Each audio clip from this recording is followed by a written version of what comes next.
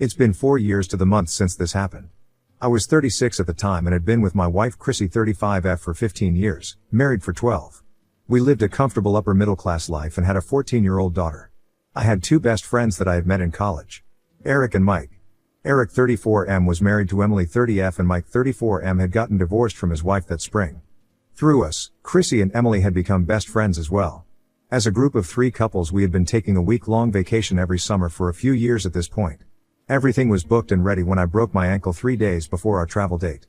Because of this I decided to not go on the trip, as 1, I was non-weight bearing for 16 weeks, 2, my meds made me extremely tired and sleepy, and 3, I just didn't want to be a burden to everyone else's fun. My wife offered to stay home with me several times but I convinced her to go ahead and go on the trip. Thus, due to divorce and my ankle, the trip ended up just being Chrissy, Eric, Emily, and Mike. D-Day happened on December 7, 2019. Chrissy and Emily had planned a girls' shopping weekend a couple hours away, with a hotel on Saturday night. They got caught because of the Snapchat map thing. That night, after sending my wife a snap of the dog, I flipped to the map only to notice that Mike was in the exact same location as her. There was no reason for Mike to be in that city at all. My mind immediately went to the worst and I began to furiously blow up my wife's phone with calls and texts, but was completely ignored. Knowing Emily should be there as well, I called Eric to see where she was. I told him what I had seen and that I was about to make the drive to confront them, and asked if Emily had made the trip. In the saddest voice he said yes, Chrissy picked her up that morning, and he knew that Mike would be there. For a moment I felt relief. It sounded like Mike and Emily were having an affair and my wife was just a cover. But then he said, they're having a trio. I went totally numb, but he continued to talk and said, I'm sorry, it's not the first time she's been with Mike either, and I've been with her too. My numbness ceased and was replaced by rage. I cussed out and threatened Eric before finally hanging up.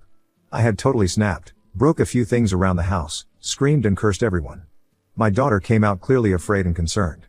She had never seen me like that, and I was hobbling around as I had only been cleared for walking 3 or 4 weeks earlier.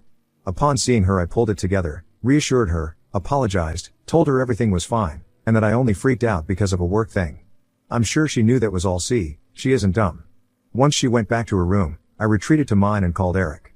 He picked up right away. I told him he better tell me everything right now. He said he wouldn't leave anything out. It started with the vacation back in July. It was basically 5 days, with a travel day on each end. The first day was largely just a chill day around the pool at the Airbnb. It was day 2 when things started to happen. I knew a full outing had been planned that day. Without their spouses, Mike and Chrissy kind of naturally paired off, seeing as they were with a married couple. It all seemed innocent enough and just friendly. But they seemed to get more comfortable as the day went on. That night was a pretty heavy drinking night with dinner back at the B&B. Through dinner and after the drinking continued, Emily noticed how much flirtier and closer Chrissy and Mike were getting. After a while Eric and Emily went to their room and left Mike and Chrissy alone. After about an hour, Emily decided to quietly venture out to see what became of them. She went by Chrissy's room only to find she wasn't there. She then crept up to Mike's room to hear the clear distinct sounds of sex between 2 drunk people trying to keep it down. Emily came back to the room and told Eric what was going on. I interrupted him at this point and said, how could she just let this happen? You said she noticed them getting like this during dinner. Why didn't she pull Chrissy aside and intervene? This is where the story went from bad to just totally effed. Apparently, Eric and Emily had been having marital strife themselves for some time, which included a lot of bedroom issues. She had been asking for an open for roughly 6 months at this point. He had finally caved but asked if they could try swinging first. It was their plan to ask Chrissy and I to swing with them on the trip, but when I broke my ankle and didn't go, they figured it was a moot point. So when Chrissy and Mike had their drunken indiscretion, Emily figured maybe the swinging could be back on. The next morning Emily went to talk to Chrissy about it. She said Chrissy had the expected guilt, and extreme worry about being found out, especially since there were witnesses. She said it was a huge mistake, but also that it was really good, especially for drunk sex. Emily said, why stop?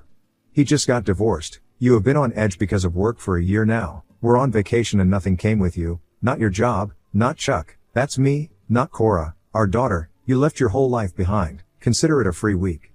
Eric and I won't say a thing, and we'll cover if anything comes up. Eric told me she apparently liked the sound of it but had apprehension. She went to talk to Mike, and then Mike came to Eric asking if they were for real about letting this happen.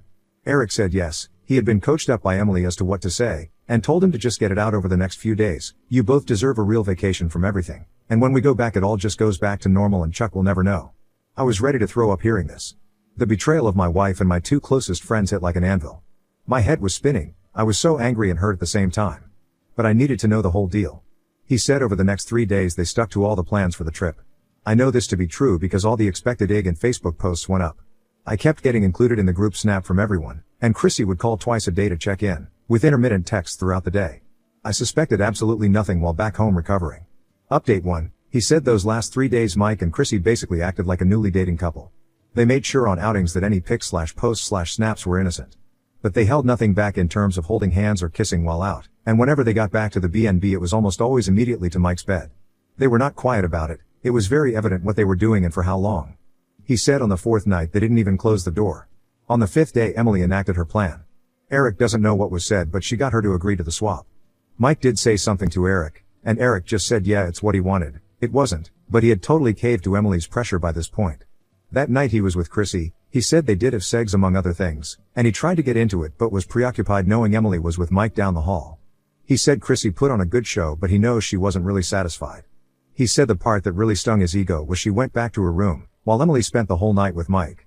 In the morning he overheard Chrissy say, "You owe me one" to Emily right when she got up. That was the day they traveled back. All silently swearing to take it to the grave.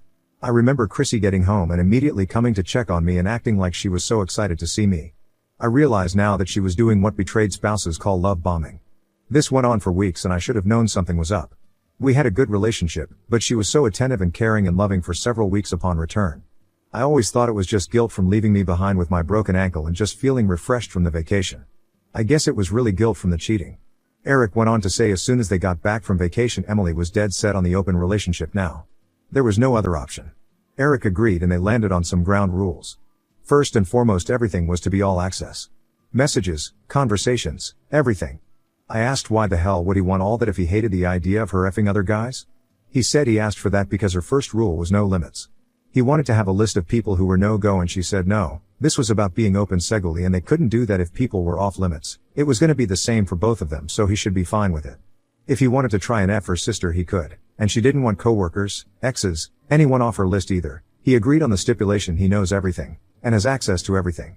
He said he did this to collect evidence for his eventual divorce. She resisted at first but when he said he'd expose what happened on vacation she caved. At this point he asked if I wanted all the messages he had.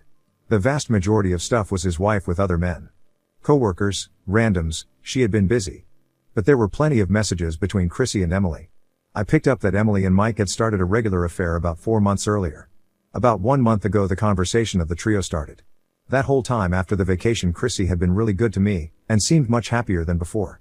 In the beginning of the convo she stuck to the idea that what happened on vacation was it. It was vacation from reality, and now it was over and life would just go on like normal. About 2 weeks in she started to show some interest at Emily's encouragement. This is when Mike entered the conversation too. Chrissy agrees at this point and the plan comes to be. In addition, Eric had a photo of Chrissy and Mike kissing, and a recording of him having sex with her. The son of a tramp had sneakily recorded it, not the best quality vid but he did manage to get a clear shot of her face and tattoo. I thanked him for the evidence, then told him he was piece of CR, and after we had our divorces, he better never effing contact me again. Update 2, Chrissy went radio silent for my first frantic call until she walked in the door at 7 p.m. on Sunday night. She looked beyond nervous and scared. She already knew I was aware of everything. Eric had left Emily a voicemail telling her he gave me everything, told me everything, that he wouldn't be there when she got home, and she needed to sign the divorce papers on the kitchen table. I told Chrissy to get her C together. Cora came out a moment later and for a couple hours we pretended to have a normal Sunday night. Once she went to bed, I asked Chrissy what she wanted. She immediately broke down in tears and tried to hug me. I blocked the advance and she began apologizing profusely and begging for forgiveness. I told her to save it, we had a lot to talk about. I wanted every question answered 100% honestly. If I thought she was lying I would end the conversation here and file for divorce on Monday. I had tons of evidence and she wouldn't be able to get C out of me, we are not in a no-fault state.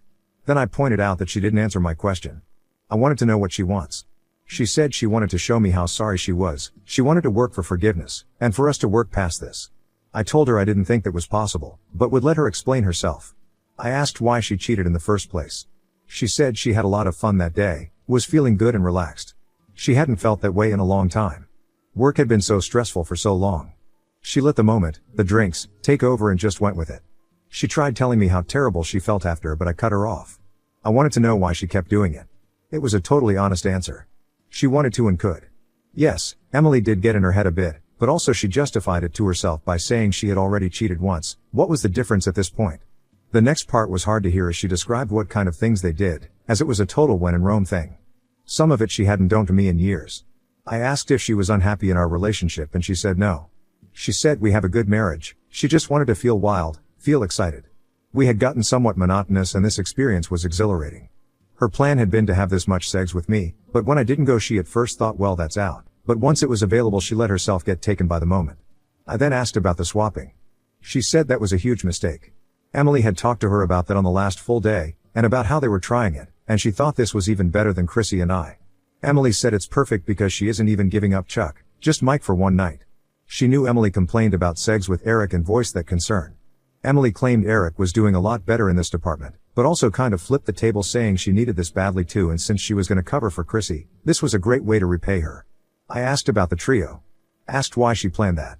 Chrissy said she never intended to step out of line again, and swore she was going to make the most of our relationship going forward.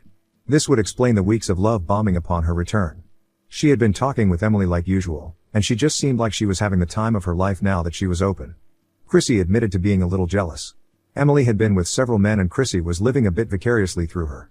When Emily started the affair with Mike she knew what she was missing, and became more jealous. For the record I know Mike had a rep in college for being a ladies' man, and if I'm being honest was the best looking of the three of us. He had managed to stay the most fit as he aged and it only improved that post-divorce. Chrissy said when the trio got proposed she really tried to stay strong and not get drawn in, but as the weeks went on she found herself just thinking about that. She told me she caved because Mike was really good, she had never had a trio, and honestly thought she could get away with it. At that point she asked how I figured it out, and I said I didn't have to answer that. I asked why she didn't come right home once she knew I was onto her. She said because, we were just going to do this. I knew this was coming. Is there really a difference between me staying and continuing the segs I planned and running home right away? The end results are the same. I asked her if there was anything else and she said no, she just wanted a chance to earn trust, forgiveness, and to reconcile. I said no, I don't want this anymore, I am hurt, betrayed, and can't stand to look at her. I was going to file for divorce the very next day. Update 3, when I woke Chrissy was still home, she usually was on her way to the office but had taken the day off, anticipating I had done the same thing. Once Cora was off to school, she began her love bombing. I told her I didn't care, I'd already seen all this before. She said she had one more proposal for me. All access to her, all of her stuff, all the time, marriage counseling, she would go to individual counseling, cut off Emily permanently, and she would be an open book at all times for any questions. I said those are just things you do when you are trying to reconcile. I don't want to be a warden at home and I don't want to reconcile. She begged and pleaded, and asked that I just wait a week, just a week, and if next Monday I still felt the same she would sign no matter what, no contest. I ended up agreeing to the 1-week trial. She continued to love bomb and consistently tried initiating sex. I rejected these usual efforts, and on Thursday told her I was not moved in any way and still planned to file on Monday. Friday after work I could tell she had something in mind. I really didn't care, I was literally counting the hours until I could be rid of her at this point. The love bombing was not working, and I was actually getting annoyed with her overzealous efforts. She said she thought we couldn't go on because of the imbalance that her infidelity had caused. I wasn't sure at first if she was implying what I thought she was implying, but she was. Chrissy said we should have a trio. I said you did more than that. She said okay, and you can have a week off marriage. I pointed out that was worthless, she's as a woman, if she wanted she could go out right now and find a guy to F that very moment. I'm a guy, and unless you're a rich guy or a famous guy, you're not picking up women that easily. There's no point in me sitting in bars for a week or on dating apps not getting matches. She said okay, you can have 10 hall passes that never expire instead. That can be the same woman or 10 different. I replied you think that's not gonna impact our sexy life, you're gonna be okay with that? Because I doubt it. She said she won't let it suffer, she will make a huge effort to be available for my needs, and we can do any of the things I've ever wanted. I told her I needed to think about it. In retrospect, I realized that what I did next was pretty sleazy. I should have walked away and started over. But I didn't. I told myself why not. Here was a trio on the table, here was any fantasy I had on the table, and could use the 10 hall passes to find someone else to move on with. And when it was over I would still divorce her all the same. She had wronged me and in my mind cashing in on these offers was totally justified revenge. I said I agreed, but I wanted the trio to be soon. I said she needed to have at least someone agreeing by February 1st or I was out, because if she couldn't that meant she wasn't trying and had just been out to buy herself time. I don't know how she found the girl but in the week between Christmas and New Year's she showed me a picture of a girl from her spin class. She was gorgeous, and I couldn't believe she found someone that quick and someone so attractive. Tiffany was 25 years old. Her and Chrissy had been chatting at spin for months, but nothing past regular small talk. I asked how, and Chrissy just said she had her ways. My assumption was she offered her a few $100s. About 2 weeks later was the big night. I did something out of spite though, and it's kind of weird. I didn't act selfish. I had been on Reddit for years at this point and had read several trio stories and advice threads where one partner, usually a woman in a FFM, feels left out, as their partner focuses on the new person. I made it a point to make sure she was included in the whole thing, insisted on Tiffany and I be focused on my wife, talked to her throughout, complimented her, etc. I mean, I still had my fun with Tiffany, but I knew this would make Chrissy think we were on the right track. I wasn't wrong. She told me how she only did this to try and win me back, but that the whole experience was amazing, and she couldn't believe that it really did make her feel like we had a stronger connection. Prior to that, I had been cashing in on her obligation of being overtly sexual with me. After the trio, it stopped feeling like she was just meeting an obligation. She seemed excited to be with me and to try new things. Although, I think a part of it was her hope that I would abandon the hall passes. Update 4. Mid-February I took the first plunge into using the hall passes. There was a 27-year-old restaurant manager, Sabrina, close by my work. I had frequented it often and always thought she was a little flirty with me. I asked her out and lied. I told her I was 2 months into my divorce proceedings. I said we were still living in the same house but that I had moved into the basement, another lie. Sabrina seemed hesitant but agreed to the date. Later on I asked her what made her agree knowing my situation, and she said she noticed the first time I came in without my wedding ring, I took it off on D-Day, and since by the time I asked her my tan line was fading away, it meant I wasn't just taking it off to meet women, but not wearing it at all. It wasn't too far after that the COVID shutdown began to hit. At that point I felt stuck, but I used it as an excuse to not start marriage counseling. Chrissy had been insistent on this, but I always said I wouldn't until after the trio. Then I said I wouldn't until after I went on a date, and soon as that happened, shutdown started. By April I had seen Sabrina 7 times. We went on 2 actual dates that really tore Chrissy up before the shutdowns. Once those started, I just began going over to Sabrina's apartment, as she lived alone. Needless to say, our relationship turned physical. At this point I was tired of pretending to reconcile. I also think I had hurt Chrissy enough, she was too. I still feel heavy guilt for this today. When I said it didn't work, and I still wanted to divorce, she didn't fight me. She was sad, she seemed defeated. I found a small 2-bedroom house and left Chrissy in our family home. The one stand-up thing I can say I did in all this was sit Cora down and tell her the absolute truth. I told her the whole story from the beginning, her mom's infidelity, and my sleazy behavior after. I wanted her to know both of her parents were wrong. We both loved her, and wanted the best, but we both wronged each other too deeply. The 3 of us decided that 50-50 custody was best, so she alternated week to week staying at each other's place. It took until January of 2021 for the divorce to go final. I dated Sabrina the entire time. Cora and her got along fine. I was happy Cora didn't see her as the other woman or anything. They never had a step-parent vibe or anything, but were friendly in the way a child is with their parents' friends. My relationship with Sabrina lasted until January of this year. It ended because I don't want to marry again, or have more children. Chrissy had done some sporadic dating over the last couple years, one guy she was with for about 11 months. Then things got weird. We have co-parented pretty effectively through all this. The one thing we both wanted was to be there for our daughter. We've been amicable through all of her events and for her sake. Then her HS graduation happened this past May. We ended up sitting by each other. What should have been awkward, just wasn't. We started joking around, talking, got a little flirty. It was refreshing. A week later, I was still thinking of the fun I had at graduation. I decided to call Chrissy and ask her out. She said, absolutely not. This caused quite the swell of embarrassment. Luckily that was only temporary. After a long pause, she continued, unless we go to marriage counseling. I agreed. We had our first session on a Thursday, and our second first date on Friday. We are still doing counseling. We decided on a counselor that specializes in ENM, as that was something we both want to explore. It's been 6 months. We've started to talk about me moving back into our original family home. Cora can't believe we are getting back together, and says it's weird. She told me when she got back from her first semester at college last week that she wasn't sure if she was happy or concerned. But knows for sure she doesn't want any details of any kind in regards to our exploits. Eric divorced Emily and ran for the hills. He put in a work transfer and now lives 4 states away. Mike and Emily tried to make a real relationship work for a while after her divorce. Chrissy got back in contact with Emily after hours, and learned that pretty much sex was the only thing they had in common, and it fizzled out pretty quick. Emily remarried a guy that used to work with Eric, and moved with him when he was promoted to a regional manager spot. He is now Eric's direct boss, and keeps blocking his transfers. I find this the most hilarious irony I have ever heard. Mother effer Mike, as I refer to him, is still around, and still single. I wish him only the worst. Well, that's my story. One day I hope to give a happy ending update, but I guess only time will tell. P.S. Chrissy paid Tiffany $250 for the trio. Happy holidays.